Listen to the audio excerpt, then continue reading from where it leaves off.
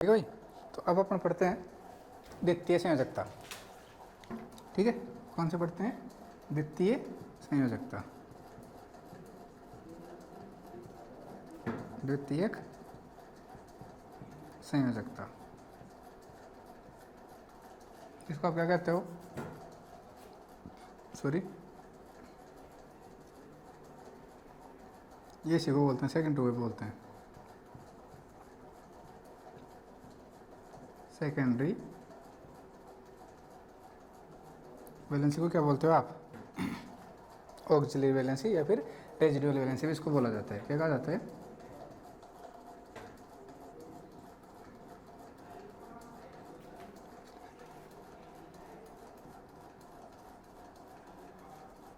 ठीक है, उसका जस्ट अपोजिट है। क्या सेकेंडरी वैलेंसी आयनाइज होती है? नहीं होती है। क्या एनायन के द्वारा सेटिस्फाई होती है? हाँ, हो भी सकती है, नहीं भी हो सकती, बट नेसेसरी नहीं है कि एनायन के द्वारा ही होगी। न्यूट्रल एटम या केटन के न्यूट्रल एटम के द्वारा भी ये सेटिस्फाई हो सकती है। किससे रिप्रेजेंट करते हो? सॉलिड लाइन से। प्राइमरी वैलेंसी को किससे रिप्रेजेंट करते थे? डॉटेड लाइन से। किससे रिप्रेजेंट करते थे? डॉटेड लाइन से रिप्रेजेंट करते हैं। इसको कैसे करोगे? सॉलिड लाइन से। किससे रिप्रेजेंट करोगे? सॉलिड लाइन से। ठीक है, ये किसको रिप्रेजेंट करती थी? ऑक्सीडेशन स्टेट ऑफ मेटल को। ये क्या किसको रिप्रेजेंट करेगी? Coordination number of metal. ये ऑक्सीडेशन स्टेट ऑफ मेटल को रिप्रेजेंट करती थी। और ये क्या करेगी? कोऑर्डिनेशन नंबर ऑफ मेटल को रिप्रेजेंट। तो फटाफट से पॉइंट लिख लो, लिखना भाई, पॉइंट आप लिखना। देखो, द्वितीय संयोजकता धातु की समन्वय संख्या को प्रदर्शित करती है। द्वितीय संयोजकता धातु की समन्वय संख्या, कोऑर्डिनेशन नंबर को प्रदर्शित करती है तथा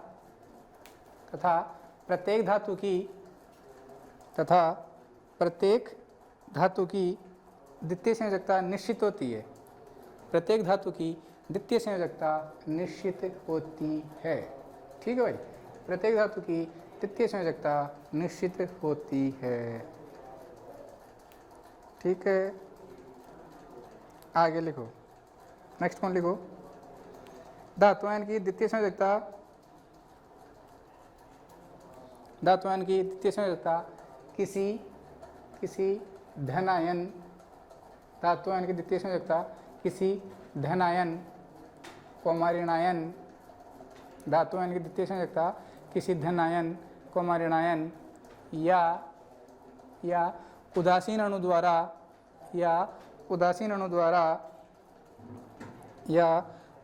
अणु द्वारा संतुलित होती है। नेक्स्ट पॉइंट लिखना, द्वितीय संयोजकता से बंधित आयनीय अणु, द्वितीय संयोजकता से बंधित आयनीय अणु जलीय विलयन में आयनित या वियोजित नहीं होते हैं। द्वितीय संयोजकता से बंधित आयनीय अणु जलीय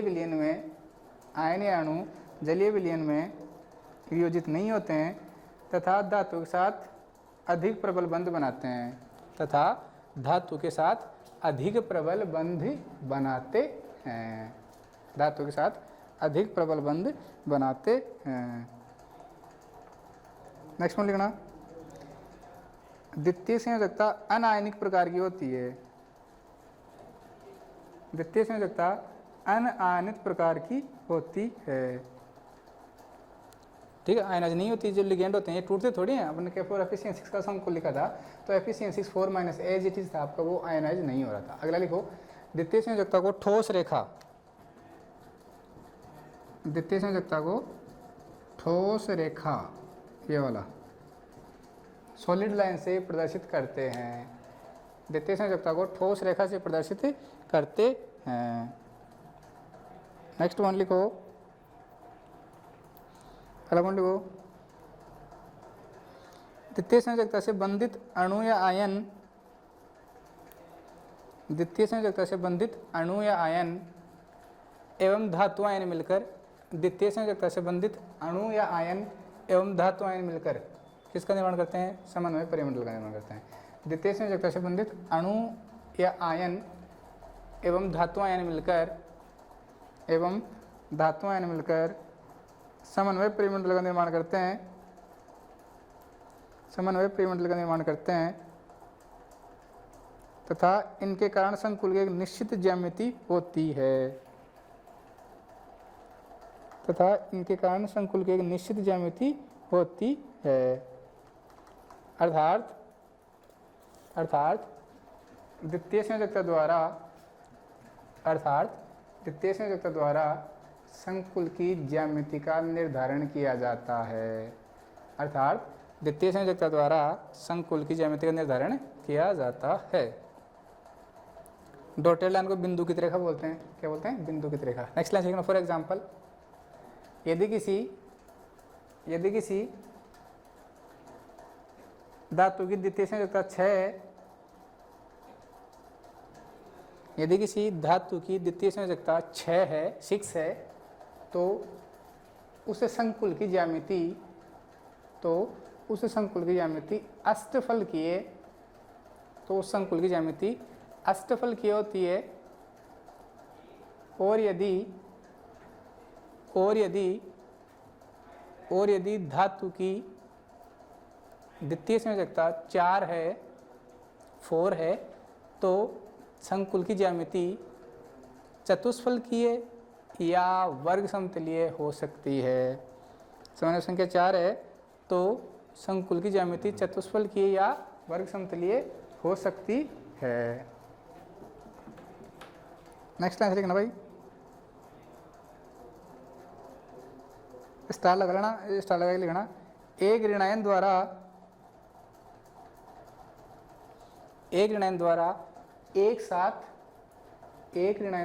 एक साथ धातु की प्राथमिक व द्वितीयक दोनों संयोजकताओं को संतुलित किया जा सकता है। एक ऋणायन द्वारा एक साथ धातु की प्राथमिक व द्वितीयक दोनों संयोजकताओं को संतुलित किया जा सकता है। ठीक है, अभी करके बताऊंगा आपको। किसी ऋणायन द्वारा एक साथ धातु की प्राथमिक व द्वितीयक संयोजकताओं को प्रदर्शित किया जा सकता है। ठीक है, ओके, संतुलित किया जा सकता है या प्रदर्शित किया जा सकता है। हेडिंग डाल दो, वर्नर सिद्धांत की सफलताएं। क्या डालोगे? वर्नर सिद्धांत की सफलताएं। ठीक है भाई। तो वर्नर थ्योरी है आपकी, वो एक तो कॉम्प्लेक्स की ज्योमेट्री को एक्सप्लेन कर देती है। ठीक है, और भी कॉम्प्लेक्स की बहुत सारी प्रॉपर्टीज है, उनको एक्सप्लेन कर देती है। जैसे उनकी ज्योमेट्री हो गई, उनकी मैग्नेटिज्म हो गई, उनके जो केमिकल रिएक्शन है, प्रेसिपिटेशन रिएक्शन वो हो गई, इनकी कंडक्टेंस हो गई कॉम्प्लेक्सेस की, इनको इजीली एक्सप्लेन करती है कौन? Werner theory. कि कंडक्टेंस कॉम्प्लेक्स की डिक्रीज होगी, इंक्रीज होगी, वो सब रिप्रेजेंट करती है। इनकी ज्योमेट्री, इनकी केमिकल रिएक्शन, शेप सब रिप्रेजेंट करती है कौन? Werner theory. तो आप हेडिंग डालोगे वर्नर सिद्धांत की सफलताएं। ठीक है भाई, हेडिंग डालो वर्नर सिद्धांत की सफलताएं। लिखना, वर्नर सिद्धांत द्वारा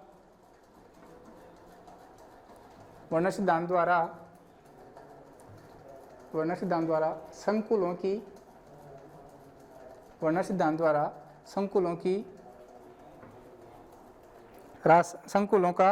के रासायनिक व्यवहार, वर्नर सिद्धांत द्वारा संकुलों के रासायनिक व्यवहार,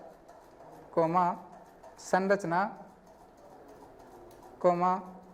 संकुलों की ज्यामिति एवं अस्तित्व, चालकता एवं उनके त्रिविम रसायन की व्याख्या की जा सकती है। कहने का मतलब है कि वो समावयवता प्रदर्शित करेंगे कि नहीं करेंगे, प्रकाशिक समावयवता, ज्यामितीय समावयवता जो संकुल यौगिक वो प्रदर्शित करेंगे कि नहीं करेंगे। इन सभी की व्याख्या किससे कौन करता है? आपका वर्नर सिद्धांत। रासायनिक गुणों की, रासायनिक व्यवहार की, चालकता की, ठीक है, उनके त्रिविम गुणों की व्याख्या करता है, उनकी ज्यामिति की, उनके गुणों की, सबकी व्याख्या कौन करता है? आपका वर्नर सिद्धांत आपका व्याख्या करता है। ठीक है, हेडिंग डाल दो, संकुलों की संरचना का निर्धारण। ये पहला इसका सक्सेसफुल पॉइंट है, संकुलों की संरचना का निर्धारण। समझ गए कैसे? समझ लो एक बार। जैसे मान लो आपके पास एक, उन्होंने क्या किया, कोबाल्ट क्लोराइड और अमोनिया का एक विलयन ले लिया।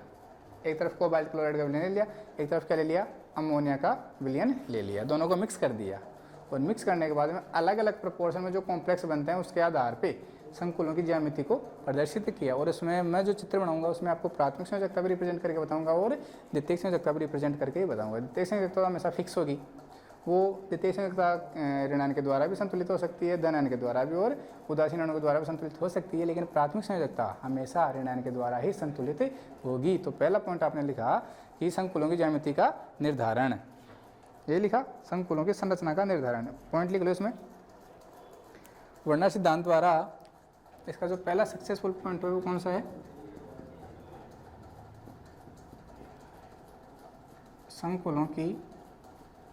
संकुलों की संरचना का निर्धारण।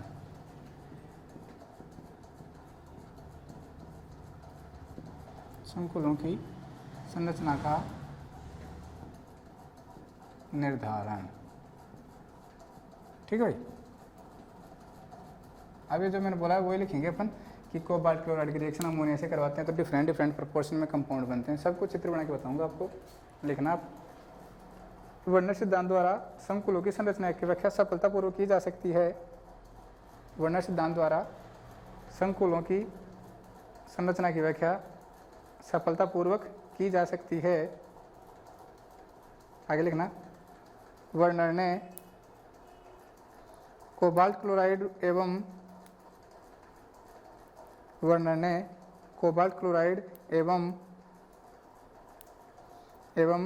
अमोनिया के अलग अलग संगठन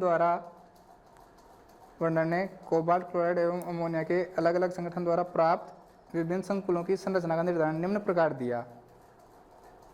विभिन्न संकुलों की संरचना का निर्धारण निम्न प्रकार दिया। ठीक है, ठीक है भाई,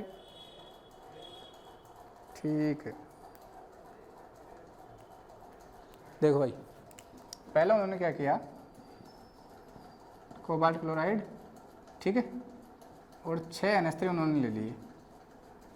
क्या किया, कोबाल्ट क्लोराइड और 6 NH3 उन्होंने ले लिए। तो उनके पास जो संकुल बना वो बना CO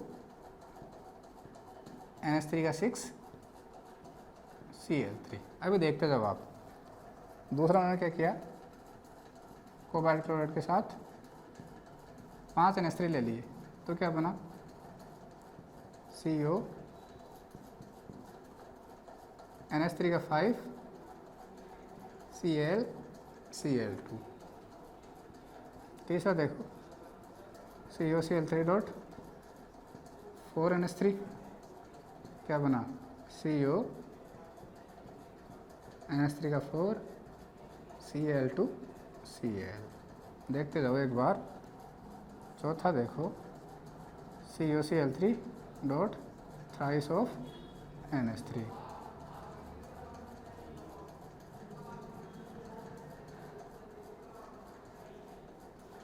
ये लो, ये आपका बन गया है। अब देखो ध्यान से, आप इसको देखो। यहाँ पे समन्वय संख्या कितनी है, 6 है। यहाँ पे 5 एरी 1 एरी 6, यहाँ पे 4 2 6, यहाँ पे 3 और 3 6। समन्वय संख्या मतलब द्वितीय संयोजकता सब में क्या है, फिक्स है, 6 है। सबकी द्वितीय संयोजकता कितनी है, फिक्स है, 6 है। ठीक है, यहाँ पे प्राथमिक संयोजकता ये ऋणायन है, क्या, ये धनायन, ये ऋणायन, ये धनायन, ये ऋणायन, धनायन ऋणायन, ये उदासीन है, ना कोई धनायन है, कोई ऋणायन है। जैसे अपन सिंपल लवण लिखते हो आप, Na+Cl- पहले धनायन लिखते हो बाद में ऋणायन लिखते हो, वैसे ही इनको तोड़ना है आपको। वैसे ही जो कॉम्प्लेक्स कंपाउंड होता है ना, उनको तोड़ना होता है।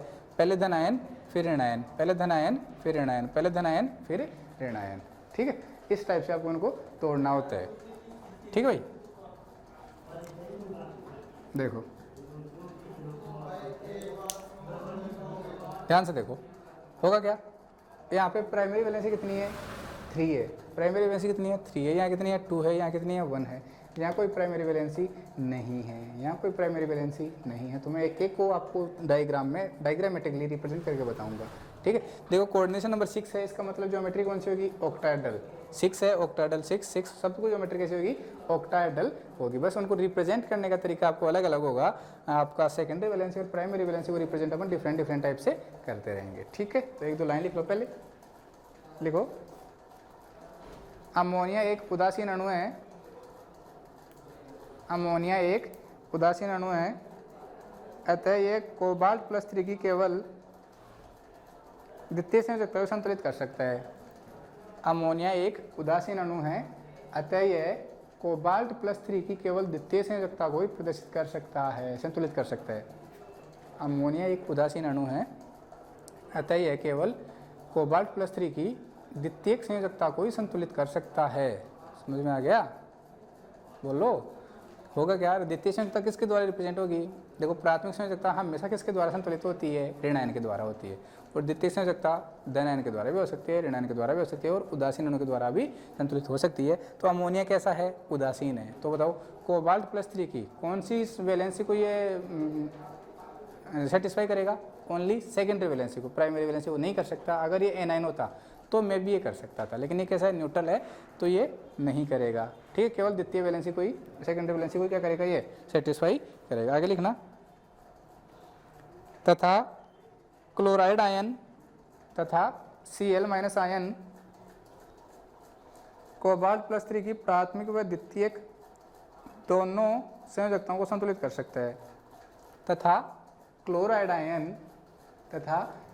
आयन कोबाल्ट प्लस 3 की प्राथमिक व द्वितीयक दोनों संयोजकताओं को संतुलित कर सकता है, क्योंकि ये कैसा है? ऋण आयन है। और प्राथमिक संयोजकता तो ऋण आयन के द्वारा ही संतुलित होगी। द्वितीयक संयोजकता ऋण आयन के द्वारा संतुलित हो भी सकती है, नहीं भी हो सकती, लेकिन ये होगा, क्योंकि द्वितीय संयोजकता या तो उदासीन अणु के द्वारा, या धन आयन के द्वारा, या ऋण आयन के द्वारा, तीनों के द्वारा संतुलित हो सकती है। तो क्लोराइड कैसा है? ऋण आवेशित, तो ये ऋण आयन है, तो प्राथमिक संयोजकता का तो करेगा ही करेगा, साथ में द्वितीय संयोजकता को संतुलित करेगा। ठीक है, चलो गुड।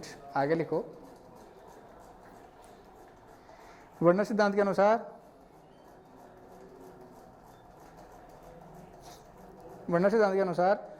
क्लोराइड आयन केवल प्राथमिक संयोजकता को संतुलित करता है। तो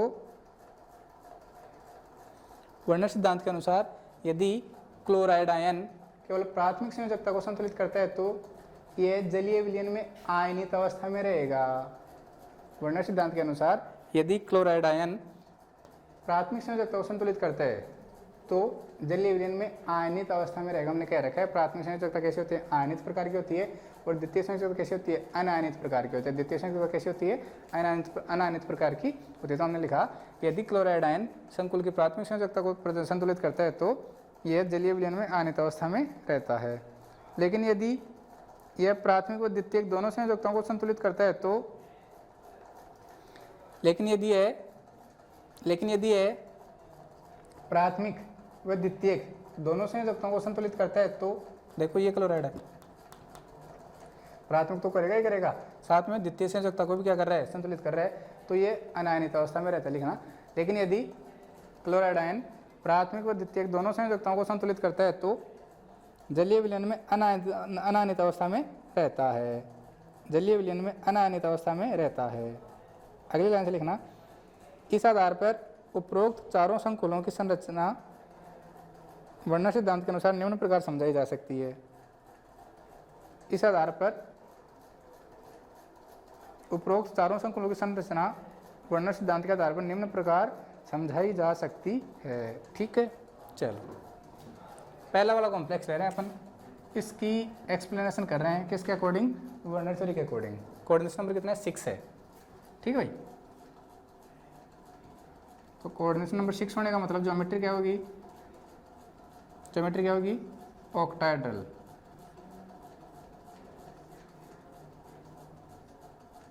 क्या होगी? ऑक्टाहेड्रल।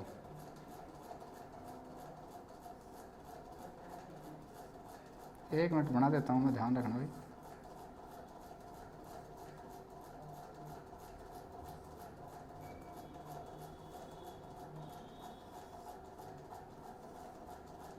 ये लो बस, ये आपके 6 बन गए। क्या? अमोनिया बन गए। ठीक है भाई, क्या बन गया आपके अमोनिया बन गई। इसमें इन्होंने क्या कर दिया, देखो सॉलिड आयंस रिप्रेजेंट कर रहे हैं, तो इन्होंने क्या रिप्रेजेंट कर दी, सेकेंडरी वैलेंस रिप्रेजेंट कर दी।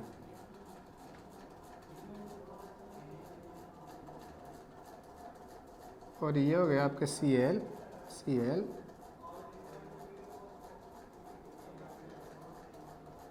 और ये Cl।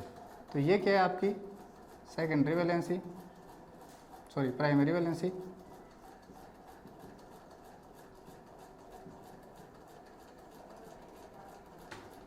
और ये जो आपकी सॉलिड लाइन आ रही है ये किसको रिप्रेजेंट करता है, सेकेंडरी वैलेंसी को रिप्रेजेंट कर रहा है। अभी यहाँ पे जो क्लोराइड है ना ओनली ऑन सेकेंडरी वैलेंसी को, sorry chloride only primary valency को रिप्रेजेंट कर रहा है, इसलिए हम इसको केवल डॉटेड लाइन से ही रिप्रेजेंट करेंगे। लेकिन यहाँ जो क्लोराइड है, यहाँ जो एनाइन है वो सेकेंडरी वैलेंसी को भी रिप्रेजेंट कर रहा है और प्राइमरी वैलेंसी को भी क्या कर रहा है, सेटिस्फाई कर रहा है।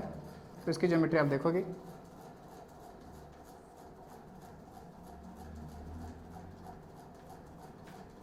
इसकी ज्योमेट्री आप देखोगे। जी सर,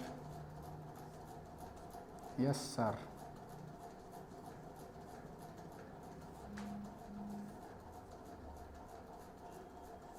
ठीक है भाई,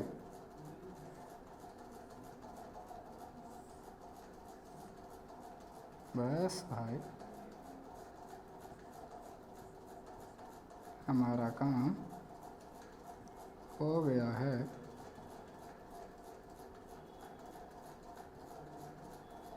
तो ये उसी है ना, इसको आप ऐसे दिखाओगे, डॉटेड लाइन से दिखाओगे। 2 Cl और बच रहे हैं, तो ये 2 Cl ओनली, ये 2 Cl जो ओनली हैं वो, ये जो Cl है ना, ये जो Cl है ये प्राइमरी और सेकेंडरी दोनों वैलेंसी को रिप्रेजेंट कर रहे हैं, और ये जो Cl है ये ओनली सेकेंडरी वैलेंसी को रिप्रेजेंट कर रहे हैं। समझ में आ गया, समझ में आ गया, वेरी गुड, बहुत बढ़िया। आगे तीसरी का आप खुद बनाओगे, तीसरे का स्ट्रक्चर आप खुद बनाओगे, ठीक है। चलो ठीक है भाई, तीसरे खुद बनाओ, जो तीसरा कॉम्प्लेक्स है उसके खुद बना लोगे, बना लोगे। ये रहा, ये कोबाल्ट हो गया आपका,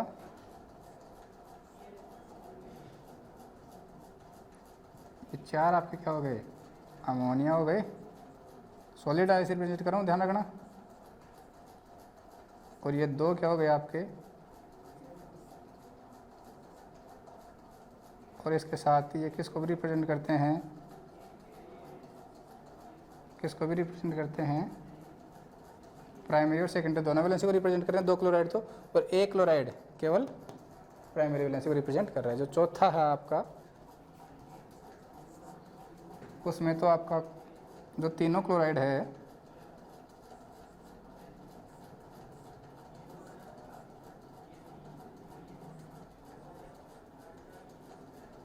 जो आपके तीनों क्लोराइड है, जरूरी नहीं आपके जामन में है ना वहाँ लगाओ, वो दोनों टाइप की वैलेंसी को रिप्रेजेंट कर रहे हैं। उतार लो इनको, इनको आप उतार लो। अब लिख लेना खुद कौन किसको क्या रिप्रेजेंट कर रहा है, मैं नहीं लिखवाऊंगा यहाँ पे, ठीक है ना। ठीक है भाई, हेडिंग डालो, त्रिविम समावयवता स्टीरियो आइसोमेरिज्म। हेडिंग डाल दोगे आप, त्रिविम समावयवता। अरे अगर कोई मान लो आपके पास स्क्वायर प्लेनर कॉम्प्लेक्स है, क्या है, स्क्वायर प्लेनर कॉम्प्लेक्स, वर्ग समतुल्य संकुल है, तो उसमें सिस ट्रांस दोनों प्रकार की ज्यामिति शो हो सकती है ना, तो वो क्या करेंगे, कॉम्प्लेक्स हैं वो क्या शो करेंगे, आपकी ज्योमेट्री शो करेंगे, ज्योमेट्रिकल आइसोमेरिज्म मतलब शो करेंगे, ठीक है। तो लिखना त्रिविम समावयवता। अगला पॉइंट क्या लिखोगे आप, पॉइंट नंबर 2, स्टीरियो आइसोमेरिज्म। क्या लिखने वाले हो, stereo isomerism, point number 2।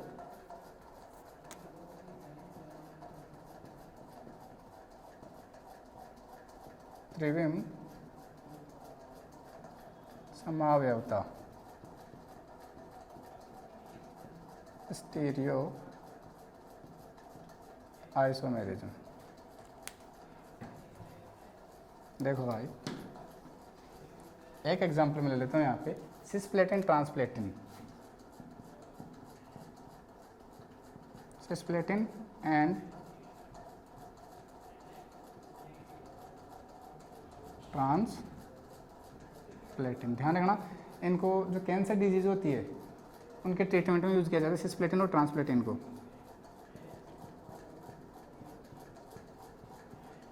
Formula होता है इनका ये वाला,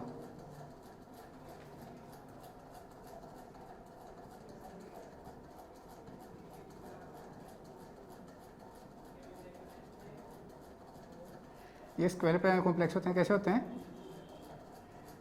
स्क्वायर प्लेनर कॉम्प्लेक्स।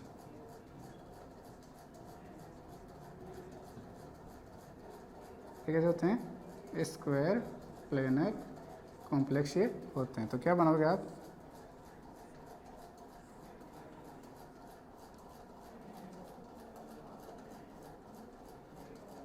आप बनाओगे इस टाइप से,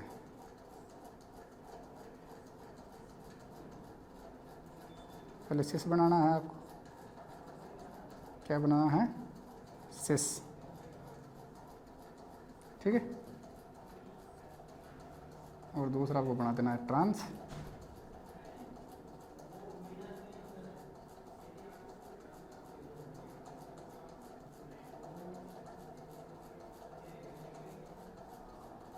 ये लो भाई, क्या वो बन गया? ट्रांसप्लेटिन।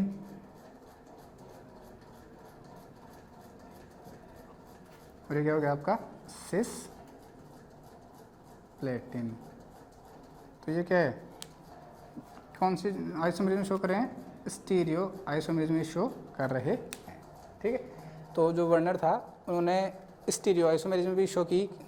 अब अकॉर्डिंग टू वर्नर जो कोऑर्डिनेशन कंपाउंड होते हैं वो स्टीरियो आइसोमेरिज्म भी शो करते हैं, ठीक है। तो लिखोगे आप, लिख लोगे,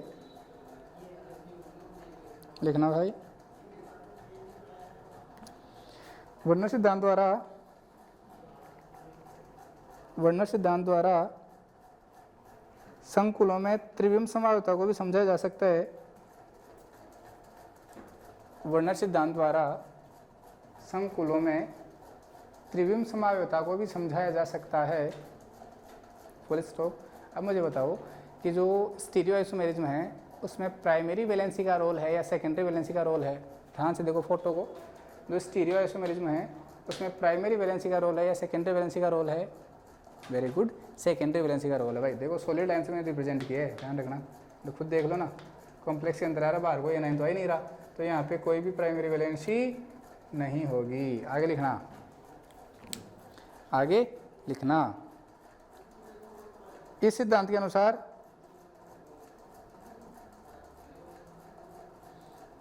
द्वितीय संयोजकता से बंधित लिगैंड,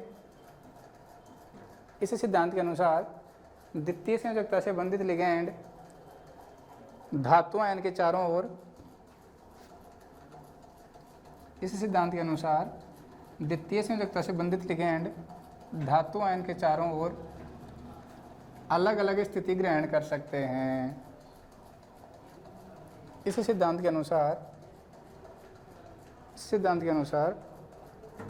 धातु आयन से बंधित लिगैंड धातु आयन के चारों ओर अलग अलग स्थिति, द्वितीय संयोजकता से बंधित लिगैंड धातु आयन के चारों ओर अलग अलग स्थिति ग्रहण कर सकते हैं।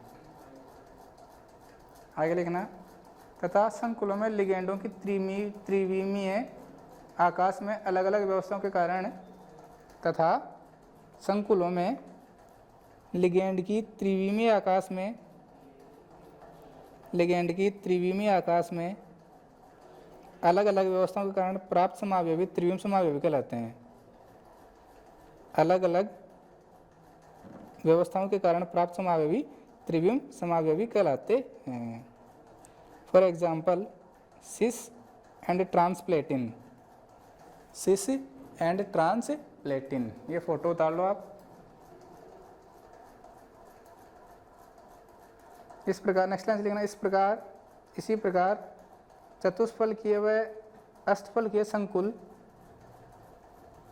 इसी प्रकार चतुष्फलकीय व अष्टफलकीय संकुल द्वितीयक संयोजकता की भिन्न भिन्न व्यवस्था के कारण द्वितीय संयोजकता की भिन्न भिन्न व्यवस्था के कारण क्रमशः प्रकाशिक व ज्यामितीय समावता प्रदर्शित कर सकते हैं। क्रमशः प्रकाशिक व ज्यामितीय समावता प्रदर्शित कर सकते हैं। ठीक है, ठीक है भाई, चलो गुड। फॉर एग्जाम्पल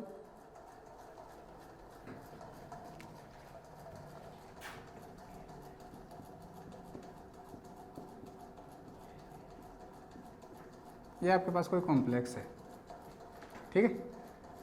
इसके मैं दो रूप बना रहा हूँ, एक सिस बना रहा हूँ, एक ट्रांस बना रहा हूँ। ठीक है भाई, देखना सिस तो बना सकते हो,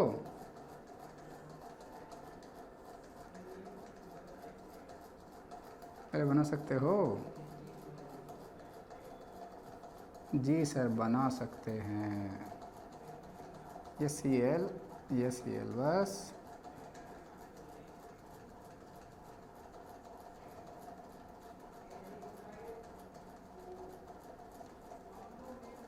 चलो जो आपकी इच्छा हो। अब इन दोनों को आपको सिस पे रखना है, इनको ट्रांस पे नहीं रखना, पे ध्यान रखना। ये मत कह देना सर ये देखो ट्रांसफर है, इनसे कोई मतलब नहीं है भाई। ये जो दो डिफरेंट है ना, इनको सिस पे रखना है। और अब की बार एक बता को एक प्राइमरी वैलेंसी और बच रही है ना, तो ये हो गया आपकी प्राइमरी वैलेंसी।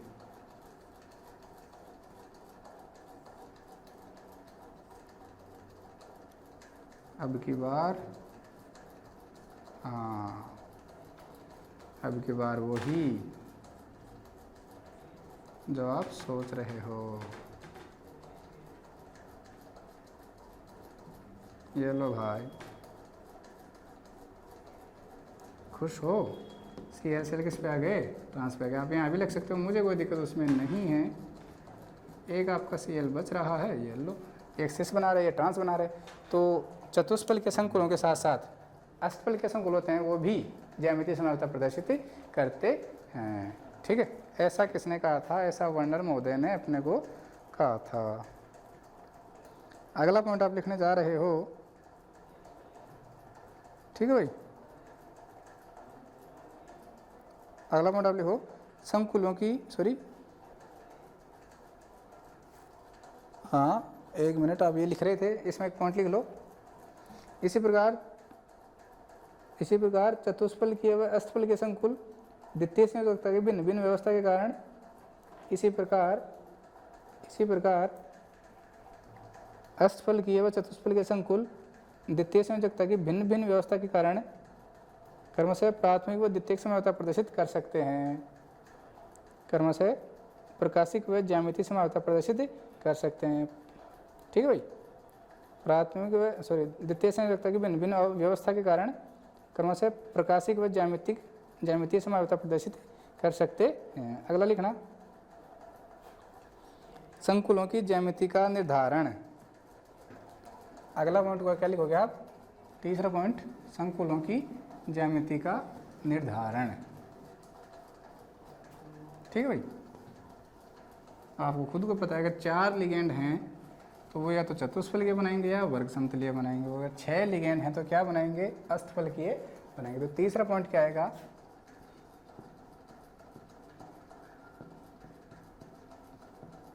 संकुलों की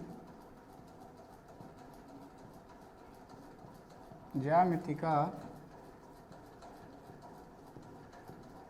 निर्धारण। ठीक है, determination of geometry of complex.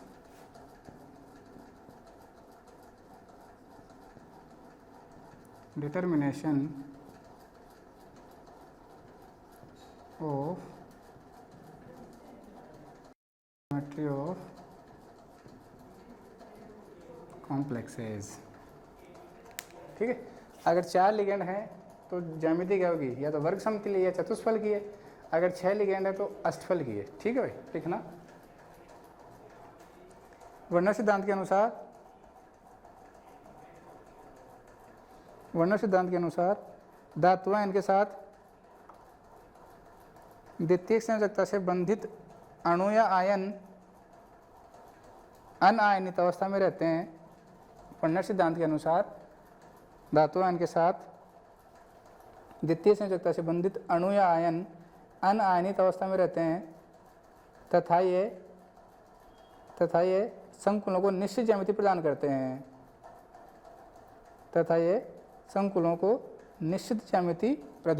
करते हैं फॉर एग्जाम्पल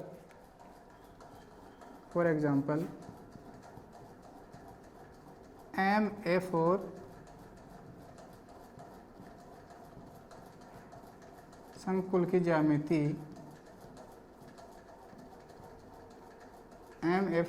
ज्यामिति बोलो क्या होगी? चतुष्फल की है एवं वर्ग समतलीय।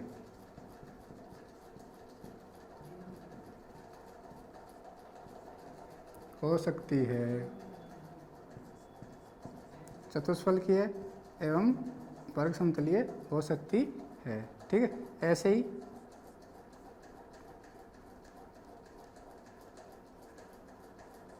MA6 संकुल की ज्यामिति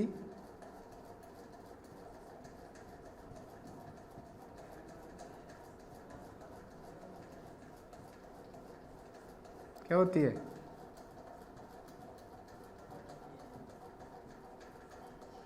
अष्टफल की होती है।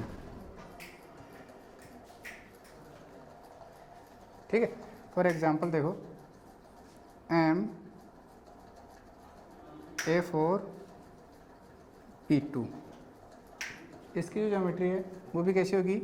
ऑक्टाहेड्रल होगी। ठीक है, अष्टफल की है। कैसी होगी? अष्टफल की होगी भाई। ठीक है, और ये फोटो आप चाहे तो यहाँ पे इस एग्जाम्पल के रूप में बना लेना। MA4B2 4 लिगेंड एक टाइप के, 2 लिगेंड एक टाइप के। ठीक है, और ये फोटो आप वहाँ पे बना लेना। ठीक है, ओके, आगे लिखना चौथा लिखो, संकुलों के अस्तित्व का पूर्वानुमान। इसका जो चौथा एप्लीकेशन है, मतलब इसकी जो चौथी सफलता है वो लिखो, संकुलों के अस्तित्व का पूर्वानुमान। जो वर्नर थे उन्होंने बताया था कि कौन सा जो कॉम्प्लेक्स है वो एग्जिस्ट करेगा और कौन सा नहीं करेगा। तो आप लिख सकते हो चौथा पॉइंट, संकुलों के अस्तित्व का पूर्वानुमान। संकुलों के अस्तित्व का पूर्वानुमान। ठीक है भाई, ये क्या कहते हैं कि कोई भी मेटल किसी भी लिगेंड के साथ कितने भी समन्वय संख्या नहीं बना सकती। कुछ फिक्स मेटल होती है वो फिक्स लिगेंड के साथ ही फिक्स कोऑर्डिनेशन नंबर बनाती है। ऐसा नहीं है कि जो आपका कॉपर है ना, कॉपर वो सबके साथ ही क्या बना ले। जैसे साइनाइड के साथ भी छः साइनाइड के साथ संकुल बना रहा है, 6 NO2 के साथ भी संकुल बना रहा है, ऐसा नहीं होता। वो फिक्स लिगेंड या तो फ्लोरीन के साथ या ऑक्सीजन जो वाले लिगेंड होते हैं उनके साथ या नाइट्रोजन वाले जो लिगेंड होते हैं उनके साथ ही। कोऑर्डिनेशन नंबर 4 वाले को देखो, कोबाल्ट से आगे जितने भी ना, कोबाल्ट, निकिल, कॉपर, जिंक, ये तीनों मैक्सिमम कोऑर्डिनेशन नंबर 4 वाले संकुल ही बनाते हैं। और वो भी कौन से? जिनमें मोर इलेक्ट्रोनेगेटिव एटम अटैच होंगे ना लिगेंड के रूप में, उनके साथ ही बनाएंगे। बाकी 6 वाले संकुल एग्जिस्ट नहीं करते कोबाल्ट के आगे वालों में।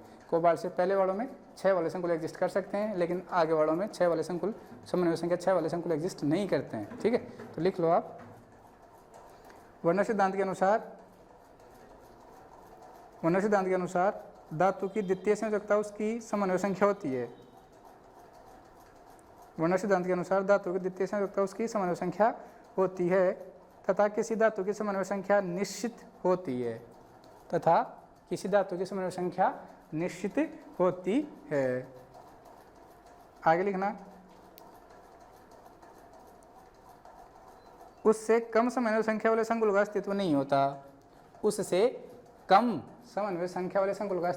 होता। जैसे मान लो हमें पता है कि कोई भी संकुल है उसकी समन्वय संख्या 4 स्टेबल है, तो आप 3 वाला यौगिक कंपाउंड बना रहे हो, क्या 3 वाला एग्जिस्ट करेगा? नहीं करेगा। ठीक है, किसी की 6 है और आप 7 वाला बना रहे हो, क्या 7 वाला एग्जिस्ट करेगा? नहीं करेगा, ऐसे वाले। ठीक है, फॉर एग्जाम्पल कोबाल्ट व अमोनिया के संकुलों में कोबाल्ट की समन्वय संख्या 6 होती है। कोबाल्ट व अमोनिया के संकुलों में कोबाल्ट की समन्वय संख्या 6 होती है। अतः कोबाल्ट के साथ 4 या 5 द्वितीय संयोजकता को संतुलित करने वाले अणु या आयन उपस्थित होते हैं, तो इनमें कोई संकुल नहीं बनते। तो इनके कोई संकुल नहीं बनते। फॉर एग्जांपल लिखो, जो कोबाल्ट है ना,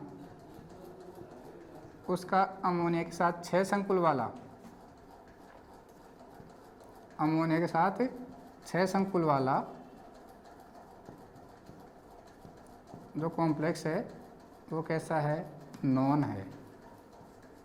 कोबाल्ट NH3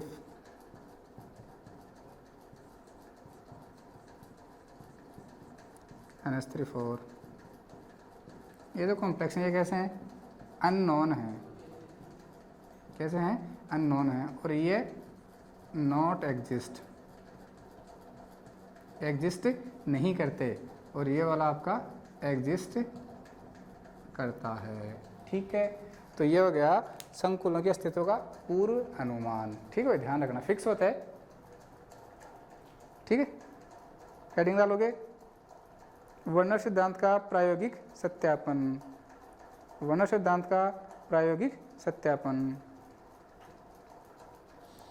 अब लास्ट अपन पढ़ने जा रहे हैं वर्नर सिद्धांत में, वर्नर सिद्धांत का प्रायोगिक सत्यापन, जिसमें अपन इनकी जो प्रेसिपिटेशन रिएक्शन है उनकी बात करेंगे, और जो कंडक्टेंस है अपन उसकी बात करेंगे भाई। ठीक है, वर्नर सिद्धांत का प्रायोगिक सत्यापन।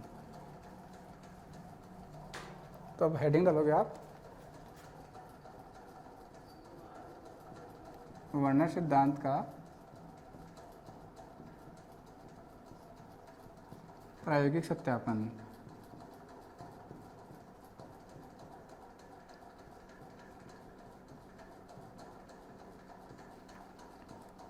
ठीक है, वर्नर सिद्धांत का प्रायोगिक सत्यापन लिख लो, फिर मैं आपको इंडेक्स बना के बता दूंगा, लिखना। वर्नर सिद्धांत द्वारा कोबाल्ट व क्लोराइड, वर्नर सिद्धांत द्वारा कोबाल्ट क्लोराइड व अमोनिया के भिन्न भिन्न संगठन द्वारा,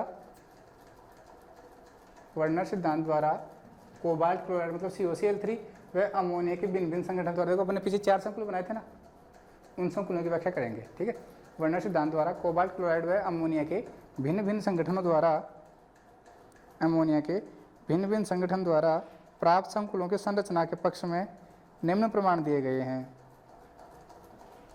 प्राप्त संकुलों के पक्ष में निम्न प्रमाण दिए गए हैं। पहला है अवक्षेपण अभिक्रिया। पहला प्रमाण कौन सा है?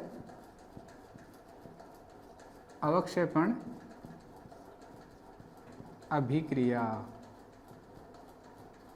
ठीक है, या फिर आप कह सकते हो AgNO3 के साथ क्रिया, रिएक्शन विथ AgNO3।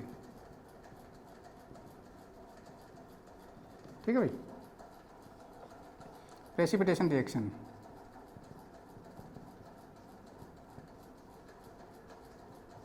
देखो आपने पहला कॉम्प्लेक्स बनाया था कोबाल्ट NH3 का 6 Cl3, इसकी रिएक्शन आप किससे करवाते हो? AgNO3 से करवाते हो। ठीक है भाई, तो यहाँ पे आपको 3 मोल AgCl की क्या मिलेगी? PPT मिल जाएगी। ठीक है ना, क्योंकि 3 क्लोराइड यहाँ पे 3 AgCl से क्या बन लेंगे? रिएक्ट कर लेंगे, और AgCl के 3 वाइट PPT मिलती है इसकी, वाइट प्रेसिपिटेट।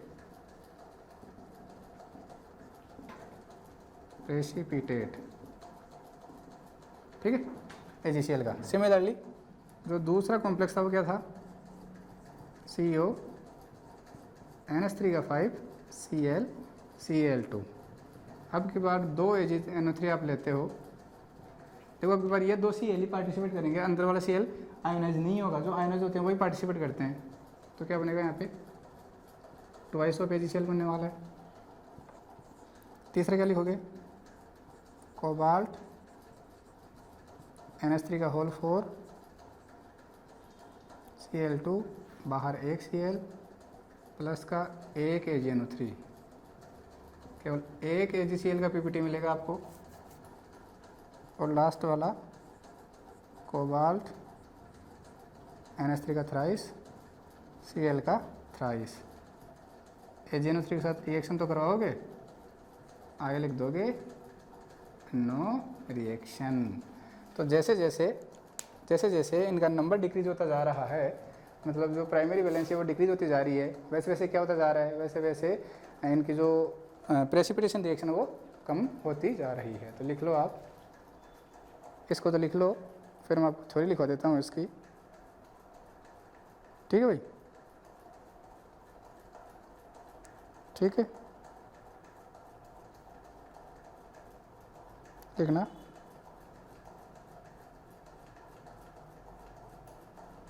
लिखना भाई, यदि AgNO3 विलियन की रिएक्शन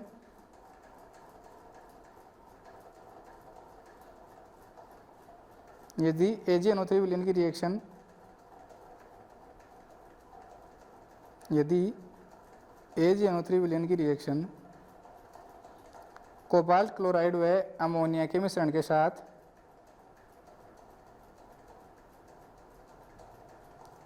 कोबाल्ट क्लोराइड व अमोनिया के मिश्रण के साथ भिन्न भिन्न संगठन से प्राप्त समकुलों के साथ करवाई जाती है, तो भिन्न भिन्न संगठनों से प्राप्त समकुलों से करवाई जाती है तो AgCl का अवक्षेप अनुपात क्रमशः 3:2:1:0 होता है। AgCl का अवक्षेप अनुपात क्या होता है, 3:2:1:0। देखो 3:2:1:0, ठीक है। तो AgCl का अवक्षेप अनुपात 3:2:1:0 होता है।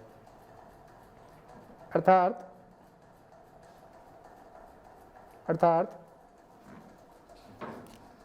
COCl3 dot thrice of NH3, ऐसे लिखना, फिर आगे कोमा लगा के लिखना। अर्थात COCl3 dot thrice of NH3 AgNO3 के साथ कोई अवक्षेप नहीं देता है, AgNO3 के साथ कोई अवक्षेप नहीं देता है जो वर्नर सिद्धांत की पुष्टि करता है, जो वर्नर सिद्धांत की पुष्टि करता है, क्योंकि इसमें सभी क्लोराइड आयन धातु आयन की प्राथमिक व द्वितीयक दोनों संयोजकताओं को संतुलित करते हैं। क्योंकि इसमें सभी क्लोराइड आयन धातु आयन की प्राथमिक व द्वितीयक संयोजकताओं को संतुलित करते हैं।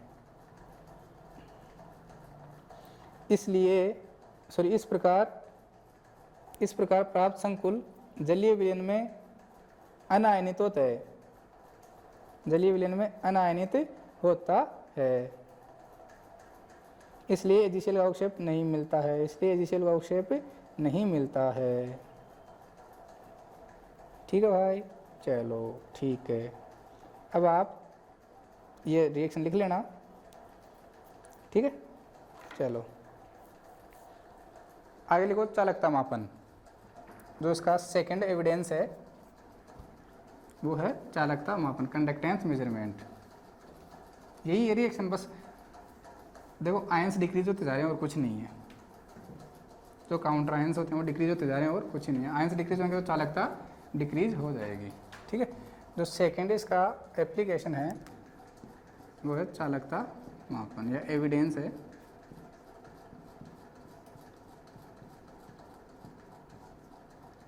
कंडक्टेंस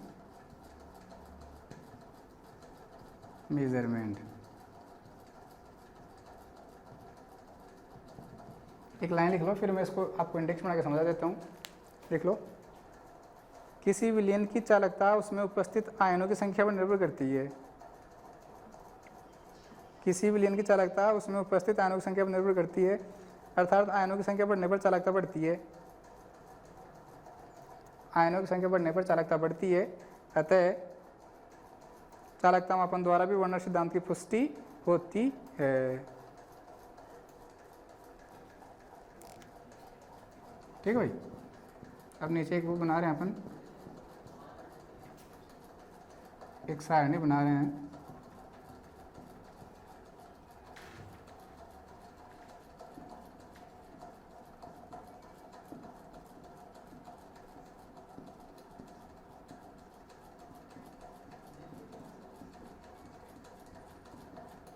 ठीक है भाई।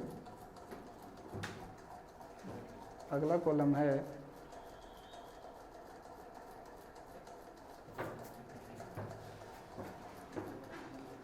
कुल आयनों की संख्या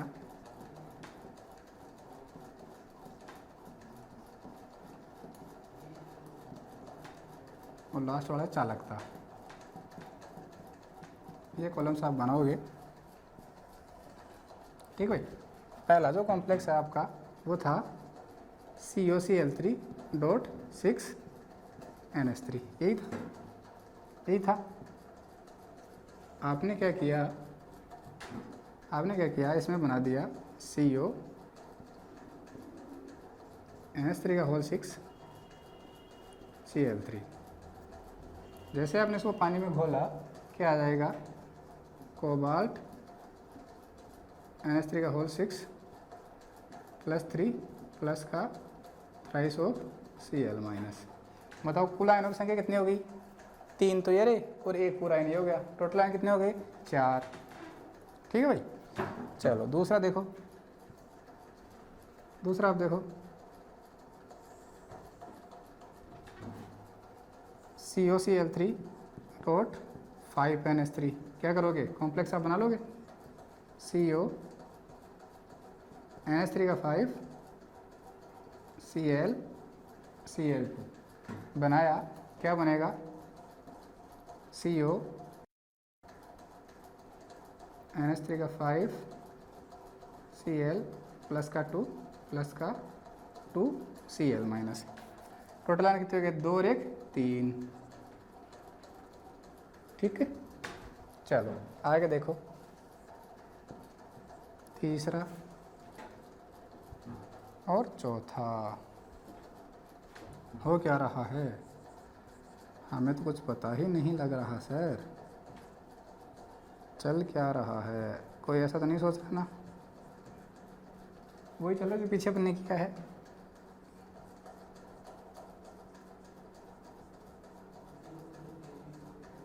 अब बनाते जाओ भाई आप।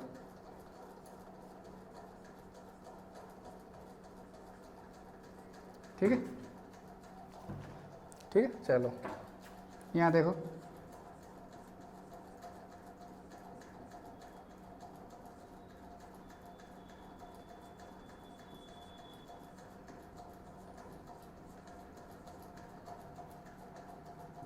यहाँ तो आयन में डिसोशिएट ही नहीं होगा